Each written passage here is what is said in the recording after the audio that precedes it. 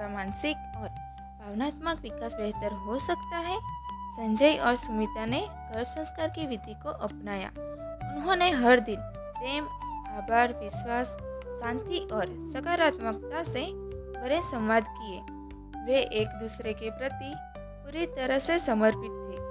सुमिता के गर्भावस्था के दौरान संजय ने उसका विशेष ध्यान रखा, न केवल शारीरिक रूप से बल्कि मानसिक और आध्यात्मिक रूप से भी। उन्होंने साथ मिलकर प्रार्थनाएं की और अपने बच्चे से हमेशा अच्छे विचारों का आदान प्रदान किया।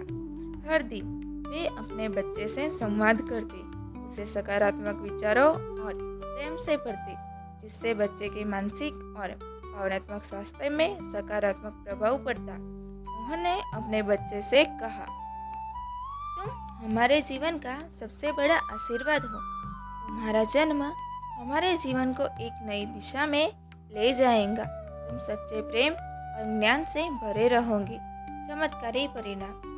गर्भावस्था के 9 महीने के बाद सुमिता ने एक सुंदर और स्वस्थ बच्चे को जन्म दिया। वह बच्चा न केवल शारीरिक रूप से स्वस्थ था, बल्कि मानसिक और भावनात्मक रूप से भी बहुत स्थिर और संतुलित था। उस बच्चे का नाम आरव रखा गया। आरव के जन्म के बाद वह बचपन से ही बहुत बुद्धिमान, शांति से भरा और संवेदनशील था। उसकी आंखों में एक गहरी शांति और समझ थी, जैसे वह बहुत कुछ समझता हो।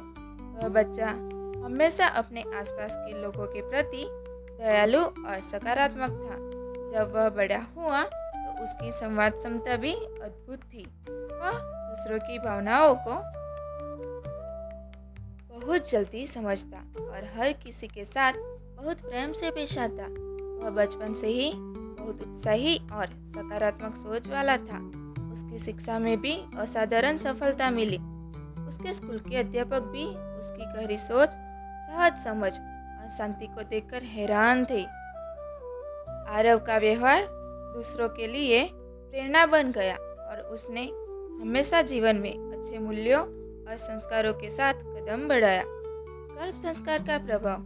संजय और सुमिता का मानना था कि यह केवल संयोग नहीं था, बल्कि यह गर्भ संस्कार की शक्ति का परिणाम था, जिसने उनके बच्चे के जीवन को न केवल शारीरिक रूप से स्वस्थ, बल्कि मानसिक और भावनात्मक रूप से भी सशक्त बना दिया।